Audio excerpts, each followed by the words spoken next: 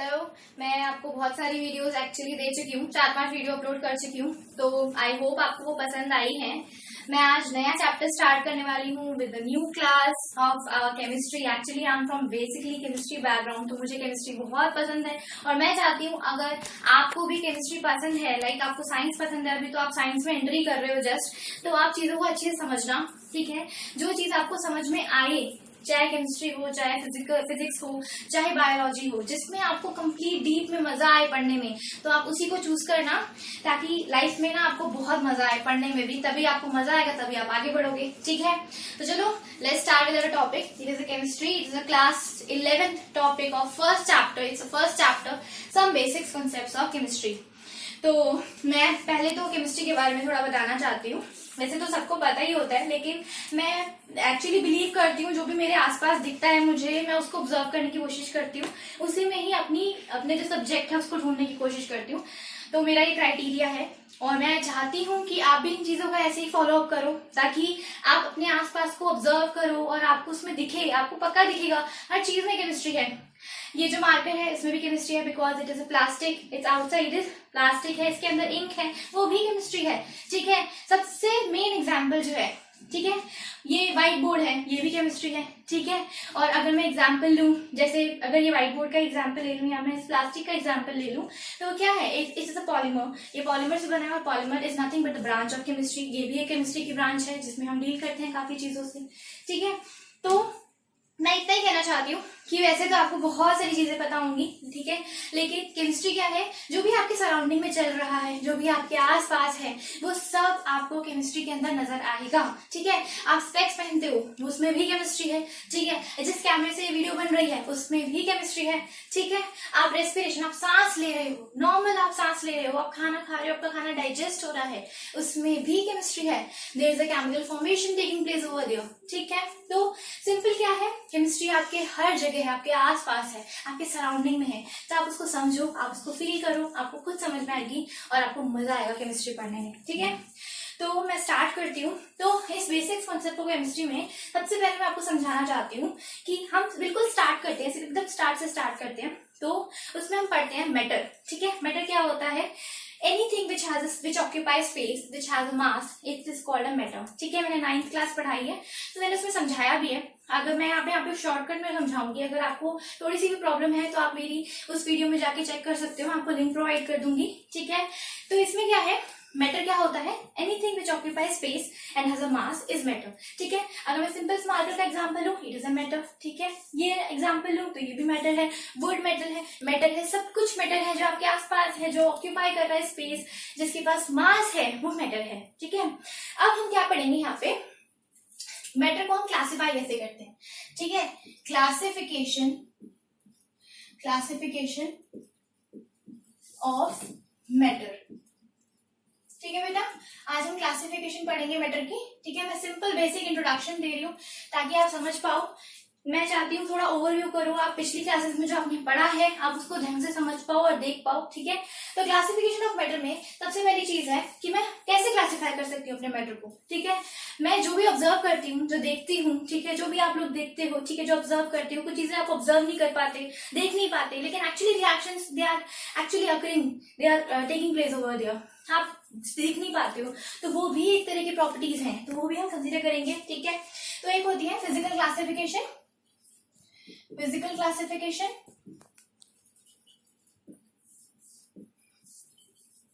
और एक होती है केमिकल क्लासिफिकेशन।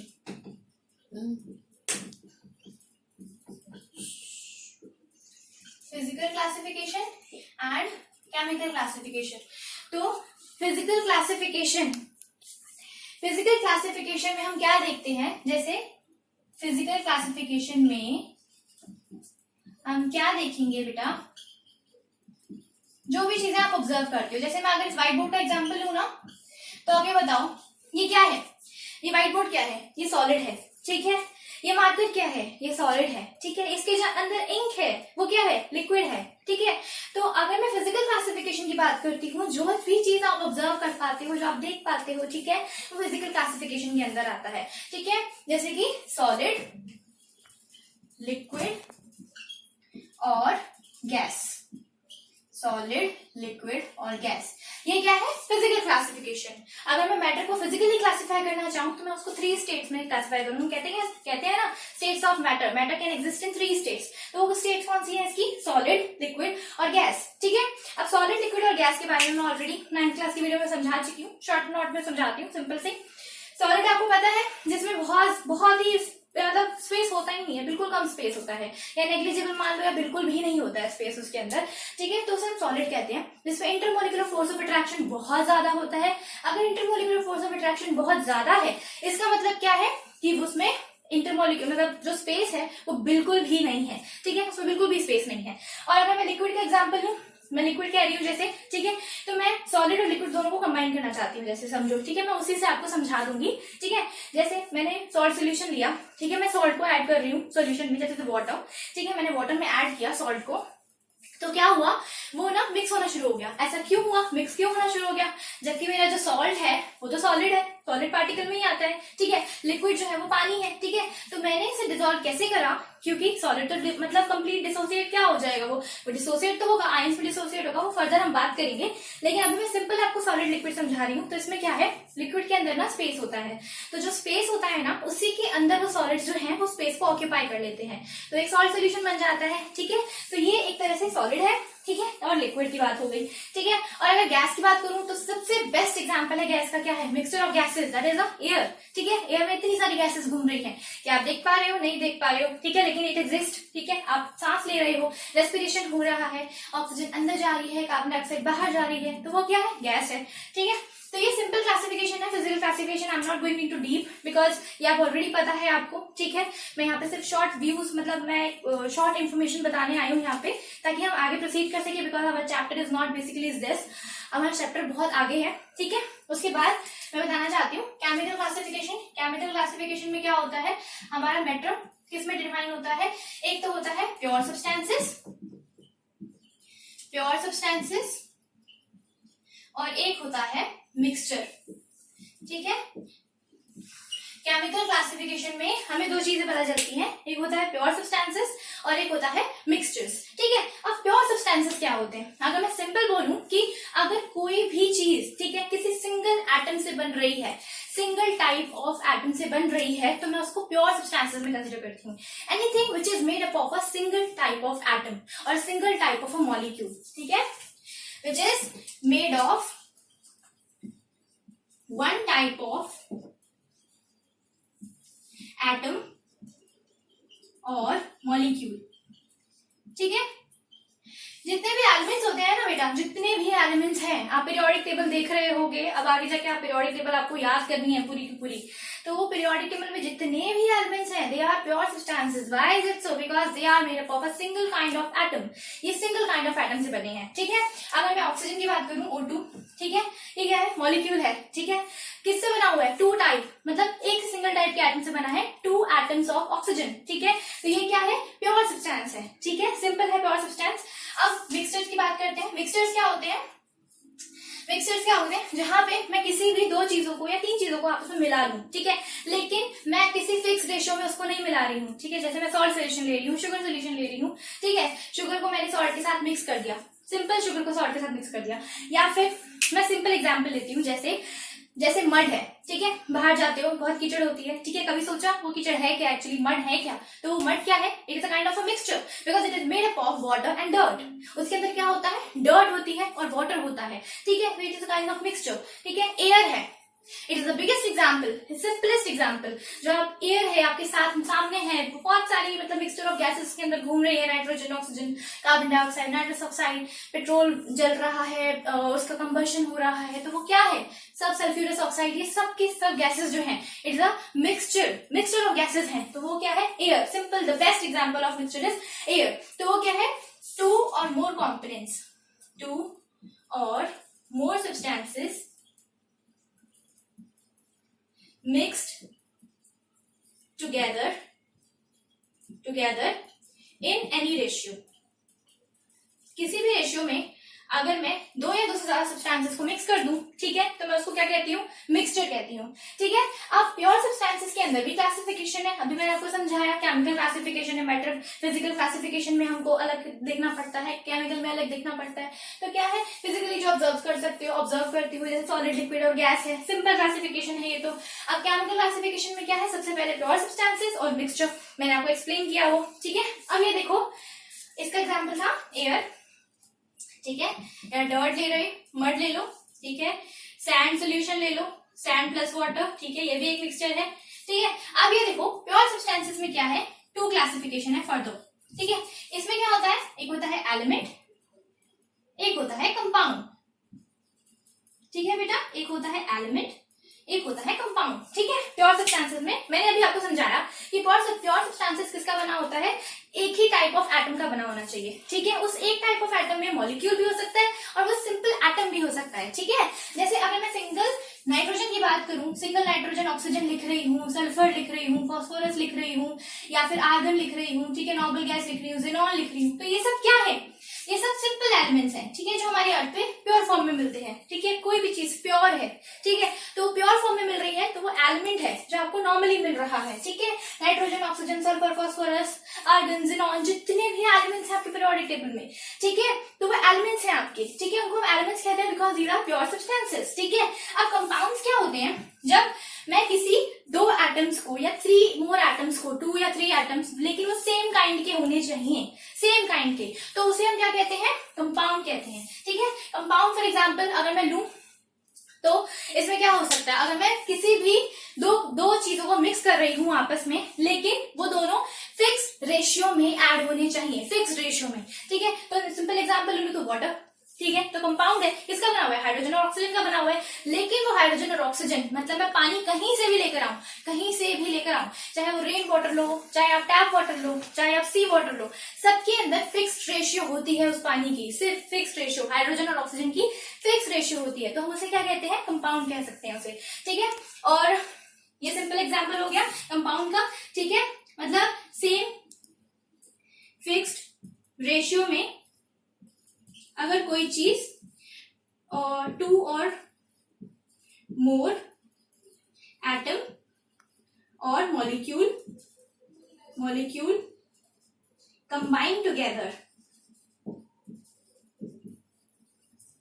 तो वो क्या फॉर्म करते हैं, फॉर्म कंपाउंड, ठीक है बेटा, वो क्या फॉर्म करते हैं, कंपाउंड, ठीक है। आई होप मैं आपको क्लियर कर पाई हूँ, सिंपल सी चीजें हैं, मैं फिर से एक्सप्लेन करती हूँ। फिजिकल क्लासिफिकेशन में हमने क्या पढ़ा, सॉलिड, लिक्विड और गैस, ठीक है। केमिकल क्लासिफिकेशन में हमने क्या पढ़ा, प्योर सब्सटेंसेस, ठीक है। प्योर सब्सटेंसेस में मैंने क्या बोला कि जो भी सिंगल टाइप ऑफ एटम से मिलकर बना होता है उसको हम क्या कहते हैं, प्योर सब्सटेंस कहते हैं, या फिर वो फिक्स रेशियो में होना चाहिए। तो मैं प्योर सब्सटेंसेस को टू चीजों में क्लासिफाई कर देती हूँ, दो चीजों में, तो वो क्या है, या तो मिक्सचर है, सॉरी, या तो एलिमेंट है या तो कंपाउंड है।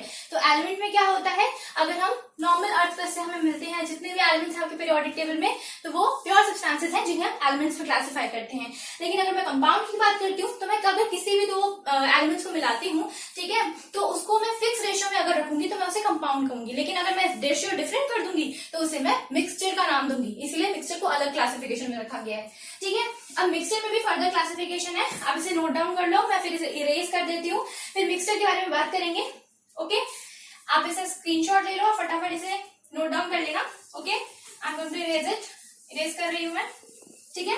अब मिक्सचर में हम बात करेंगे, दो तरह के मिक्सचर्स होते हैं बेटा, होमोजीनियस और हेट्रोजीनियस, ठीक है। मिक्सचर में दो तरह के मिक्सचर्स होते हैं, होमोजीनियस और हेट्रोजीनियस। मिक्सचर मैंने क्या बोला था कि अगर कोई भी दो चीजें या तीन थ्री सब्सटेंसेस या थ्री स्पीशीज को अगर मैं मिला रही हूँ, ठीक है, और फिर मैं उसको किसी भी रेशियो में रख रही हूँ, ठीक है, तो उसको क्या कहते हैं, मिक्सचर, ठीक है। जैसे मैंने सिंपल एग्जांपल लिया, सैंड और वाटर, सैंड प्लस वाटर, ठीक है। एयर का एग्जांपल, एयर में कोई रेशियो तो नहीं होती है ना, फिक्स्ड, पॉल्यूशन हो रहा है, रोज रोज रेशियो तो चेंज होती रहती है, ठीक है, तो वो क्या है, एक तरह का मिक्सचर है, ठीक है। अब होमोजीनियस और हेट्रोजीनियस में क्या होता है, होमो मतलब क्या होता है बेटा, होमो मतलब होता है homogeneous, just a minute, homogeneous, heterogeneous. Homogeneous मतलब क्या होता है कि जब भी मैं, होमो का मतलब होता है सिंगल, मतलब सिंगल एक की बात हो रही है, हेट्रो मतलब दो, कोई भी एक से ज्यादा हो गए, ठीक है। तो होमोजीनियस मिक्सचर में हम क्या बात करते हैं कि अगर कभी भी मैं किसी भी एलिमेंट को या किसी भी मॉलिक्यूल को मिक्स कर रही हूँ किसी दूसरी चीज में, ठीक है, और अगर उसका कॉम्पोजिशन सेम है, it is uniform through out the bulk और थ्रू आउट द सोल्यूशन, ठीक है, तो उसे मैं क्या कहती हूँ, होमोजीनियस मिक्सचर, ठीक है। अगर मैं सिंपल एग्जांपल ले लूं, सी वाटर, सी वाटर में क्या होता है, sea water is a mixture. Sea water mixture कैसे है, इसमें क्या होता है, सी वाटर में it is a salt plus water, ठीक है। तो ये किसमें आता है, सॉल्ट प्लस वाटर, तो ये एक तरह का होमोजीनियस मिक्सचर है। होमोजीनियस मिक्सचर क्यों है बेटा, क्योंकि इसके अंदर मेरा जो सॉल्ट है वो एक यूनिफॉर्म है, यूनिफॉर्म कॉम्पोजिशन में है, ठीक है। अगर इसकी कॉम्पोजिशन डिफरेंट हो गई तो उसमें हम क्या कहते हैं, हेट्रोजीनियस मिक्सचर। हेट्रोजीनियस मिक्सचर जिसे मैं मिक्स नहीं कर सकती, ठीक है, जिसे मैं मिक्स बिल्कुल नहीं कर सकती, तो उसका एग्जाम्पल क्या होगा, सैंड प्लस वाटर, ठीक है। हेट्रोजीनियस मिक्सचर मतलब जिसे मैं मिक्स नहीं कर सकती, ठीक है, वो मिक्स होगा ही नहीं, तो उसे क्या कहते हैं, हेट्रोजीनियस कहते हैं। It means there is a boundary which you can see, which is visible, ठीक है, इनसाइड द बल्क। मतलब किसी भी पानी के अंदर मैं लिक्विड को ऐड कर दूं, या फिर मैं सिंपल एग्जांपल लूं तो आप घर पे देखते हो आपकी मम्मा जो है वो राइस को क्लीन कर रही होती है पहले, मतलब उसमें से ग्रेवल्स जो होते हैं और जो भी डर्ट होती है उसको क्लीन कर रही होती है, उन्हें साफ कर रही होती है, उसके बाद ही चावल आप खा पाते हो। तो वो सिंपल बेस्ट एग्जाम्पल है हेट्रोजीनियस मिक्सचर का। मैं कह रही हूँ आपको डेली लाइफ में जो भी आपके सामने होता है आप उसे ऑब्जर्व करो और समझो, उसी के अंदर केमिस्ट्री है, और केमिस्ट्री बहुत अच्छा सब्जेक्ट है, मजा आएगा आपको पढ़ने में। चलो सिंपल एग्जांपल है हेट्रोजीनियस मिक्सचर का जो मैंने आपको समझाया, ठीक है, आपको आई होप आपको समझ में आ गया हो। होमोजीनियस मतलब the composition should be uniform through out the solution, और हेट्रोजीनियस मतलब the composition is non uniform, मतलब जो भी आप ऐड कर रहे हो उसका कॉम्पोजिशन नॉन यूनिफॉर्म होगा, वो बिल्कुल भी यूनिफॉर्म नहीं है, ठीक है। और होमोजीनियस के अंदर मैंने अगर बोला तो आपको विजिबल बाउंड्री कोई नहीं दिखेगी। अगर मैं सॉल्ट सोल्यूशन लेती हूँ तो उसके अंदर आपको बाउंड्री दिखती है कि जो सॉल्ट है वो पानी के अंदर मिक्स हो रहा है, तो वो सॉल्ट सोल्यूशन कंप्लीट एक सोल्यूशन होता है जिसमें कोई विजिबल बाउंड्री नहीं होती है दोनों सॉल्ट और सोल्यूशन के बीच में, सॉल्ट और वाटर के बीच में, ठीक है। तो वो एग्जाम्पल है होमोजीनियस मिक्सचर का। आई होप मैं आपको क्लियर कर पाई हूँ, ठीक है। ओके, अब हम बात करते हैं कुछ फिजिकल प्रॉपर्टीज की और कुछ केमिकल प्रॉपर्टीज की, ठीक है। तो फिजिकल प्रॉपर्टीज क्या होती हैं, फिजिकल प्रॉपर्टीज क्या होती है, फिजिकल प्रॉपर्टीज क्या होती है, फिजिकल प्रॉपर्टीज, और केमिकल प्रॉपर्टीज क्या होती है।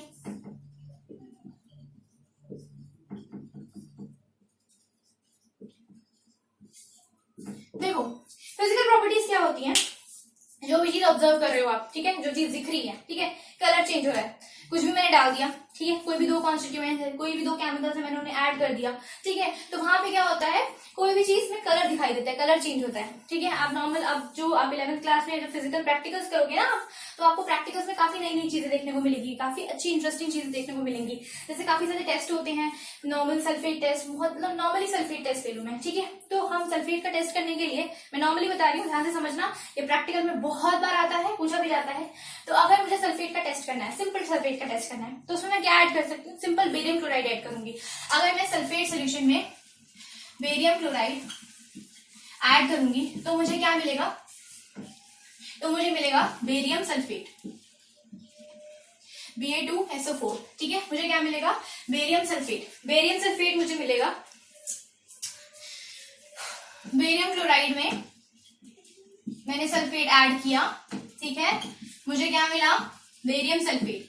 ये क्या फॉर्म करता है बेटा, व्हाइट पीपीटी, ठीक है, ये फॉर्म करता है व्हाइट पीपीटी। जो आप कमिंग लेसन्स पढ़ोगे, आप कमिंग प्रैक्टिकल्स करोगे ना अपने स्कूल में, तो सल्फेट का बेस्ट टेस्ट पूछा जाता है, तो यही है वो टेस्ट जिसके थ्रू आप फटाफट आइडेंटिफाई कर लेते हो that it is a sulphate test, it is a confirmation of a sulphate that you have that anion is present over there, ठीक है। तो ये क्या है, बेरियम सल्फेट फॉर्म करता है व्हाइट पीपीटी। तो मैंने क्या बोला, फिजिकल प्रॉपर्टी क्या है, ठीक है, फिजिकल प्रॉपर्टी क्या है, जहाँ पे अपीयरेंस है, जो दिख रहा है, लेकिन यहाँ पे मैंने केमिकल रिएक्शन लिखा है, ये केमिकल रिएक्शन है, तो ये क्या हो गया, एक केमिकल प्रॉपर्टी हो गई, ठीक है। जैसे लेकिन मैं फिजिकल प्रॉपर्टी की बात करूं, ठीक है, मैं सिंपल एग्जांपल लेती हूँ, डेली लाइफ में एग्जांपल लेते हैं हम, ठीक है, इतना आधा केमिस्ट्री में क्यों घुसे, पहले डेली लाइफ से समझ तो लो केमिस्ट्री होती है।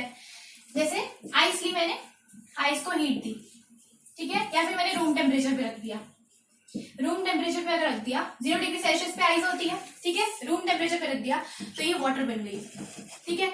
वाटर जो था जब मैं बाहर रखूंगी ऐसे 25 डिग्री सेल्सियस पे, ये पानी बन गया, ठीक है। अब पानी में मैं फर्दर हीट कर रही हूँ, ठीक है, मैंने हीट प्रोवाइड करी तो मैं इसे हीट कर रही हूँ। हीट को ऐसे रिप्रेजेंट कर रहे हैं, आपको दिखेगा आगे जाके, आप इस हीट को ऐसे ही रिप्रेजेंट करोगे तो वाटर से क्या बनता है, वाटर वेपर। वाटर से क्या बनेगा, वाटर वेपर। लेकिन अब ये ध्यान रखो, अब मुझे बताओ ये फिजिकल प्रॉपर्टी है या फिर एक केमिकल प्रॉपर्टी है, ठीक है। ये फिजिकल चेंज है या एक केमिकल चेंज है, आप पढ़ के आ चुके हो 9th-10th क्लास में, आपको पता होना चाहिए ये फिजिकल चेंज है या केमिकल चेंज है।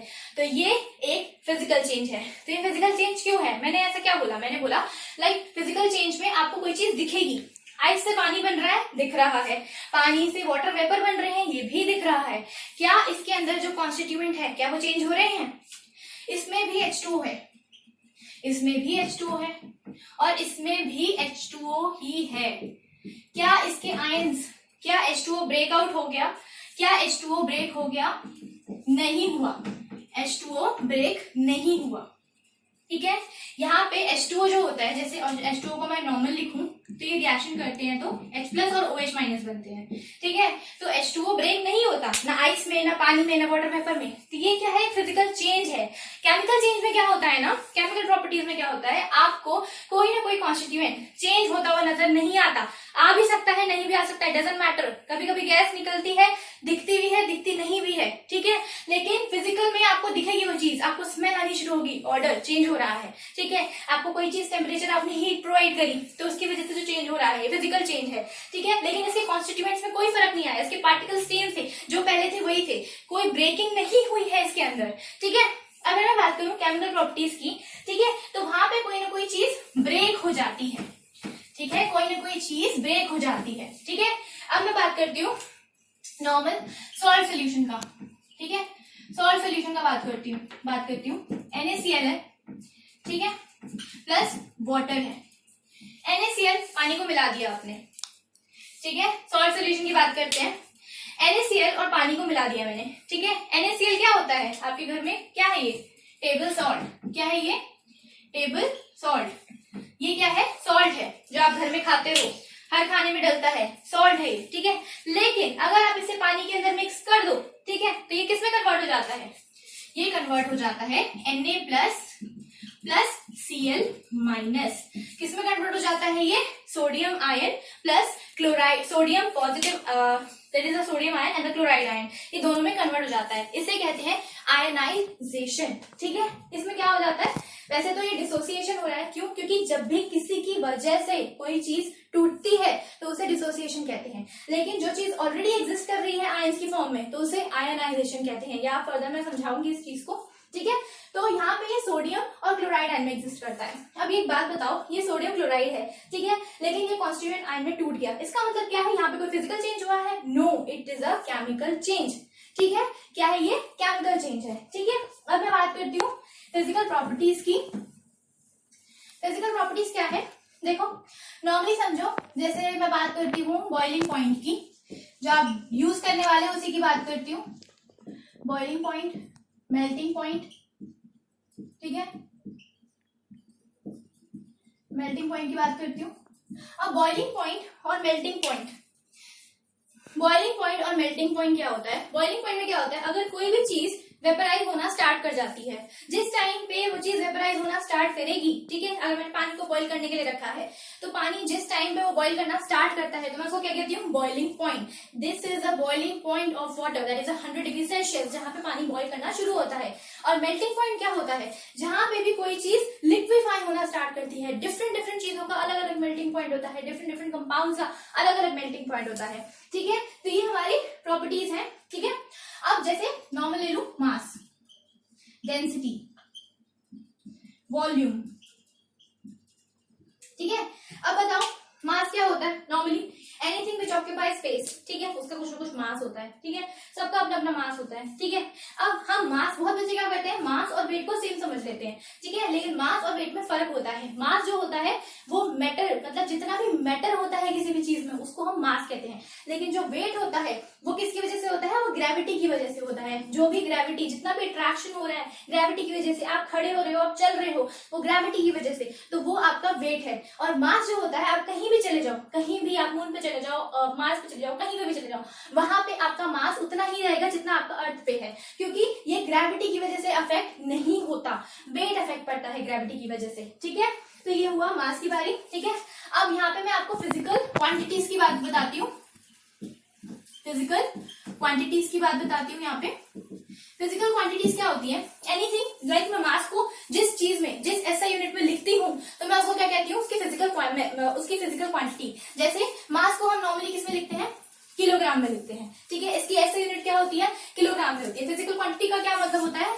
नंबर, कोई भी नंबर है और दूसरी साइड उसकी यूनिट, यूनिट जो उसको डिफाइन करती है। बचपन से आप पढ़ते हुए आ रहे हो, पेंसिल को आप नॉर्मल बोलते हो कि 5 सेंटीमीटर की पेंसिल है, या 4 सेंटीमीटर की पेंसिल है, या 6 सेंटीमीटर की, या 10 सेंटीमीटर की है। तो जितने भी सेंटीमीटर की है, आप क्यों बोलते हैं सेंटीमीटर की पेंसिल है, क्योंकि ये उसके यूनिट है। हमें हर चीज को अलग अलग यूनिट्स में डिफाइन करना पड़ता है ताकि हम चीज को बता सकें, ताकि हम उस चीज को क्लासीफाई कर सकें, ताकि वो हमारे लिए आसान हो बताना। ठीक है, तो यहाँ पे मास की यूनिट क्या होती है, किलोग्राम होती है, ऐसा यूनिट होती है किलोग्राम। लेकिन हम मास को दूसरी वे में भी देखते हैं, ग्राम्स में भी देखते हैं। ठीक है, और डेंसिटी, अब डेंसिटी क्या होती है, पहले तो मैं आपको वॉल्यूम बताती हूँ। वॉल्यूम क्या होता है, अगर आप मास लेते हो, ठीक है, किसी भी सॉलिड है, ठीक है, कोई भी सॉलिड है, तो आप उसको मास में कंसीडर करते हो। ठीक है, विच ऑक्यूपाई स्पेस, तो वॉल्यूम भी तो सेम ही है, that occupy space. Anything which occupy space it has a volume. ठीक है, तो वॉल्यूम कैसे है, वॉल्यूम की यूनिट होती है जैसे लीटर, लीटर होती है बेसिकली, लीटर यूनिट होती है, मीटर क्यूब होती है, मीटर क्यूब में हम ज्यादा कंसीडर करते हैं। ठीक है, और जैसे मीटर क्यूब है, अगर मैं वॉल्यूम की बात करूं तो मैं मिल्क को ले लूं, तो मिल्क को मैं किलोग्राम में थोड़ा ना कहूंगी, मिल्क को मैं किलोग्राम में थोड़ा ना कहूंगी, मिल्क को मैं कहूंगी लीटर्स में। क्यों, क्योंकि मैं लिक्विड को किसमें, हम लिक्विड को किसमें आइडेंटिफाई करते हैं, हम किसमें उसकी फिजिकल क्वांटिटी को मेजर करते हैं, हम उसको मेजर करते हैं in litres, in metre cubes, in litres. Okay, और मास को हम किसमें मेजर करते हैं, किलोग्राम में, ग्राम में। ठीक है, अब डेंसिटी क्या होती है, डेंसिटी होती है मास डिवाइडेड बाय वॉल्यूम। क्या होती है बेटा, डेंसिटी होती है मास डिवाइडेड बाय वॉल्यूम। तो मास इन एनी लाइक, मास को मैं वॉल्यूम से डिवाइड कर दूं, या मास इन अ वॉल्यूम, तो मैं उसको क्या कहूंगी, it is a density of any substance. ठीक है, density of any substance that is mass divided by volume. और मास इन लाइक अगर मैं इसकी ऐसा यूनिट की बात करूं, जैसे हम यहाँ पे फिजिकल क्वांटिटीज कंसीडर कर रहे हैं, तो अगर मैं इसकी ऐसे यूनिट की बात करूं, तो मास को मैंने कहा था उसकी ऐसे यूनिट क्या होती है, किलोग्राम। ठीक है, इसकी यूनिट क्या होती है, किलोग्राम। यूनिट्स निकालना बहुत आसान है, और फिजिकल केमिस्ट्री जब आप स्टार्ट कर रहे हो, आप पढ़ रहे हो फिजिकल केमिस्ट्री, तो आपको यूनिट्स पे बेसिकली फोकस करना है। बहुत सारे क्वेश्चंस ऐसे होते हैं जो आपको पढ़ने की भी जरूरत नहीं पड़ती, सिर्फ यूनिट्स को देख के आपके क्वेश्चन सॉल्व हो जाते हैं। तो हमेशा ध्यान रखना, आप जैसे ही फिजिकल स्टार्ट कर रहे हो, तो आपको मैं जब भी यूनिट्स के बारे में बताऊंगी, आपको उसे ध्यान से समझना है, क्योंकि यूनिट्स के बेसिस पे आप कोई भी आंसर एकदम करेक्ट कर सकते हो, कोई भी आंसर। ठीक है, तो ये ध्यान रखना है, आपके फ्यूचर में भी काम आएगा। अभी से शुरू करोगे तो कभी गलती नहीं करोगे। ठीक है, तो ये क्या है, किलोग्राम, मास को किलोग्राम में लिखते हैं, वॉल्यूम को किसके बेस में लिखते हैं, मैंने बोला मीटर क्यूब में, तो डिवाइडेड बाय मीटर क्यूब।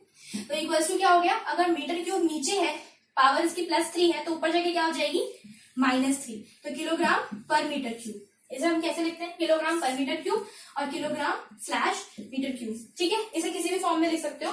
तो यूनिट्स का ध्यान रखना बहुत जरूरी है, इसका बहुत ज्यादा जरूरी है, फिजिकल केमिस्ट्री में बहुत ज्यादा जरूरी है, ताकि आप चीजों को समझ सको और आपके आंसर्स में कभी कोई गड़बड़ ना आए। ठीक है, चलो अब आगे बढ़ते हैं। अब आपके केमिस्ट्री में जो आपका चैप्टर स्टार्ट होता है वो क्या है, laws of chemical combination. Simple, पहले तो केमिकल कॉम्बिनेशन पढ़ते हैं। केमिकल कॉम्बिनेशन का क्या मतलब होता है, ये बेसिक थिंग बताई मैंने अभी तक आपको। अब आपको अपना चैप्टर समझना है, केमिकल कॉम्बिनेशन।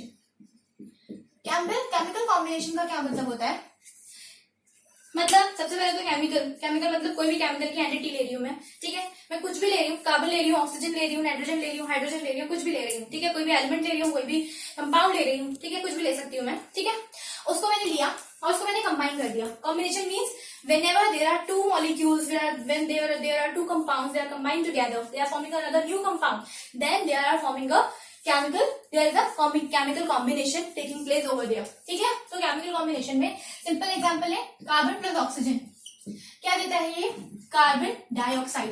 तो यहाँ पे क्या हुआ, ये जो कार्बन है ये ऑक्सीजन के साथ मिलकर क्या बना रहा है, कार्बन डाइऑक्साइड बना रहा है, ठीक है। तो इसको हम क्या कहते हैं, सिंपल केमिकल कॉम्बिनेशन, ठीक है। ये क्या है, केमिकल कॉम्बिनेशन। अब लॉज, हमारे पास ना कुछ लॉज हैं, लॉज ऑफ केमिकल कॉम्बिनेशन, कुछ लॉज हम पढ़ेंगे जो आपको समझने हैं, और अगर आपको वो लॉज समझ में आ गए तो आप किसी भी टाइप का क्वेश्चन बड़े आराम से कर सकते हो, ठीक है। तो इसमें कुछ लॉज है। सबसे पहला है इसके अंदर, सबसे पहला है conservation of mass, conservation of mass, conservation of मास है। उसके बाद दूसरा क्या है, पहले हम फर्स्ट ही समझ लेते हैं conservation of mass. Laws of chemical combination में सबसे पहले मैं आपको बता रही थी केमिकल कॉम्बिनेशन क्या होता है, ठीक है। तो carbon plus oxygen gives carbon dioxide. अगर मैं अलग एग्जांपल लूं तो plus H2 plus O2 gives 2H2O। Balancing आपको आती होगी, आप 10th क्लास में सीख कर आए हो, उसी को बैलेंसिंग कहते हैं, ठीक है। सिंपल बैलेंसिंग है ये, ठीक है। Carbon plus oxygen give carbon dioxide, 2H2 plus oxygen gives water, ठीक है। ये मैं सिंपल डेली लाइफ एग्जांपल ले रही हूँ। Carbon plus oxygen gives carbon monoxide, carbon monoxide कैसे बनती है, ठीक है। या फिर और एग्जांपल कैसे ले सकते हैं, N2 plus 3H2 gives ammonia, ठीक है। ये सिंपल एग्जांपल है, okay.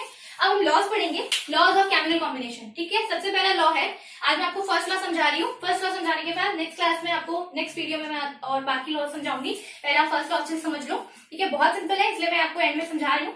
Law of conservation of mass, law of conservation of मास क्या होता है, कंजर्वेशन का क्या मतलब है, मास can neither be created nor destroyed in isolated system, mass can neither be created nor destroyed. इसका मतलब क्या है कि अगर मैं जैसे कार्बन ऑक्सीजन और कार्बन डाइऑक्साइड का एग्जांपल लेती हूँ, ठीक है। मैंने यहाँ पे बोला जो कार्बन है, एक मोल लिया है मैंने कार्बन का, एक ऑक्सीजन का, और कार्बन डाइऑक्साइड मिलके बन गई, ठीक है। यहाँ पे 1 क्या रिप्रेजेंट कर रहे हैं, एक मोल है, ठीक है। इनकी स्टोइचियोमेट्री 1 है, ठीक है। अब यहाँ पे मैंने बोला कंजर्वेशन ऑफ मास का मतलब है मास can neither be created not destroyed. इसका मतलब क्या है, जितना मास मेरे रिएक्टेंट में होगा उतना ही मास मेरे प्रोडक्ट में होना चाहिए। इसका मतलब क्या है, जितना मास रिएक्टेंट में होगा उतना ही मास प्रोडक्ट का होना चाहिए। उसी को मैं कहूंगी मास ना तो डिस्ट्रॉय हुआ है, मास ना ही इंसर्ट हुआ है, ना मैंने कोई मास ऐड किया है, ना मैंने मास कोई निकाला है, ठीक है। लेकिन ऐसा रियल लाइफ में तो नहीं होता ना, ऐसा रियल लाइफ में बिल्कुल नहीं होता। अगर मैं नॉर्मली कहूँ तो मैं कुछ काम कर रही हूँ, मैं कुछ वर्क डन कर रही हूँ, तो कुछ ना कुछ तो फॉर्म में, कुछ ना कुछ एनर्जी जो है हीट के फॉर्म में रिलीज तो होती ही है ना, कुछ ना कुछ मास तो डिलीट होता ही है ना। तो चलो पहले मैं समझा देती हूँ। जो लॉज है बहुत पुराने लॉज है, ठीक है, इनको समझना लेकिन बहुत जरूरी है। रियल लाइफ में ऐसा बहुत मतलब रेयर आपको देखने को मिलेगा। लेकिन मास क्या कहता है, मास के neither be created, conservation mass of neither be created not destroyed. तो इसका एग्जांपल लेते हैं, इसी एग्जांपल को कंसीडर करते हैं, carbon plus oxygen give carbon dioxide. अब ये देखो कार्बन का मास कितना होता है, 12। कितना मास होता है कार्बन का, आपको ये पता होगा, आप 10th क्लास में पढ़कर आए हो। कार्बन का मास कितना होता है 12। ऑक्सीजन का कितना होता है, एक ऑक्सीजन का मास होता है, एक सिंगल ऑक्सीजन का मास होता है 16। तो 2 का कितना हो गया 32, ठीक है। तो ये कितना हो गया 32, ठीक है। इसे ग्राम पर मोल में लिखते हैं, मॉलिक्यूलर मास है ये, ठीक है। 12 प्लस 2 ऑक्सीजन का 32, तो कितना हो गया 44। मतलब जो अब मैं सम करूंगी इन दोनों का, क्योंकि मुझे चाहिए ना मेरे रिएक्टेंट में और प्रोडक्ट में दोनों का मास सेम होना चाहिए। तो अगर मैं 12 प्लस 32 इधर भी करूंगी तो कितना आएगा 44। ये 44 और ये 44 बिल्कुल सेम है। That means this follows the conservation of मास। मतलब कार्बन और ऑक्सीजन जब दोनों कंबाइन हुए तो उनके जो मास है वो ज्वाइन करके क्या बने, एक कार्बन डाइऑक्साइड बनी। और वो जो मास था वो बिल्कुल मास रिएक्टेंट के जो मास था कंप्लीट सम के इक्वल था। तो इसी को क्या कहते हैं, conservation of mass. It's a simple question, it's a simple example of conservation of मास। बहुत सिंपल एग्जांपल है। आई होप मैं आपको समझा पाई हूँ कंजर्वेशन ऑफ मास क्या होता है। बहुत सिंपल है। इसका मतलब क्या है, जितना भी रिएक्टेंट में मास होगा टोटल सम उसका, जितने भी एंटिटीज इन्वॉल्व हो रही हैं, कार्बन इन्वॉल्व हो रहा है, ऑक्सीजन इन्वॉल्व हो रहा है, हाइड्रोजन इन्वॉल्व हो रहा है, अमोनिया इन्वॉल्व हो रहा है, नाइट्रोजन इन्वॉल्व हो रहा है, कुछ भी इन्वॉल्व हो रहा है, अगर मैं उसके कंप्लीट मास को लेती हूँ और मैं प्रोडक्ट में जितने भी एंटिटीज हैं उन सबके मास को कंबाइन करती हूँ तो दोनों का मास बिल्कुल इक्वल होना चाहिए, ठीक है। तो उसको क्या कहते हैं, कंजर्वेशन ऑफ मास। यही हमारा फर्स्ट लॉ है कंजर्वेशन ऑफ मास का, जिसमें आपको मैंने सिंपल एग्जांपल लेके समझाया है कि ये होता क्या है, ठीक है। एक और एग्जांपल ले लेते हैं, सिंपल सा इसी का एग्जांपल ले लेते हैं। 2H2 plus O2 gives 2H2O, ठीक है। इसका मतलब क्या होता है, अब यहाँ पे देखो 4 एक हाइड्रोजन का मास 1 होता है, तो ये 2 कप और यहाँ पे 4 हो गए, प्लस ऑक्सीजन कितने हो गए 32, ठीक है। यहाँ पे 2h2 प्लस कितने हो गया, हाँ 2 से ये भी मल्टीप्लाई होगा, ये भी मल्टीप्लाई होगा, तो ये भी 32 हो गया। एक ऑक्सीजन का 16 और 2 ऑक्सीजन का कितना हो गया 32, तो ये कितना हो गया 36, ये भी कितना हो गया 36। तो यहाँ पे भी सेम चीज आपको दिख रही है, यहाँ पे जितने वाटर मॉलिक्यूल्स बन रहे हैं, ठीक है, जितने वाटर मॉलिक्यूल का मेरा मास है उतना ही सम जो है हाइड्रोजन और ऑक्सीजन का मिला के है। इसका मतलब क्या है, ये फॉलो कर रहा है हमारा कंजर्वेशन ऑफ मास, ठीक है। अब नेक्स्ट वीडियो में मैं आपके लिए कुछ क्वेश्चंस लेकर आऊंगी कंजर्वेशन ऑफ मास के बेसिस पे, और नए लॉ जो है, नेक्स्ट लॉ जो है law of definite proportion, law of chemical combination, like multiple proportion, बहुत सारे लॉज हैं, ये लूसेक लॉ, मैं उसको कंप्लीट एक्सप्लेन करूंगी और उसके बेसिस पे कुछ क्वेश्चंस लाऊंगी आपके लिए ताकि आप उसको अच्छे से समझ पाओ, ठीक है। और आज के लिए इतना ही, thank you. Then please please यार सब्सक्राइब करो मेरे चैनल को, शेयर करो और प्लीज बेल आइकन को प्रेस करना मत भूलना। Okay, thank you.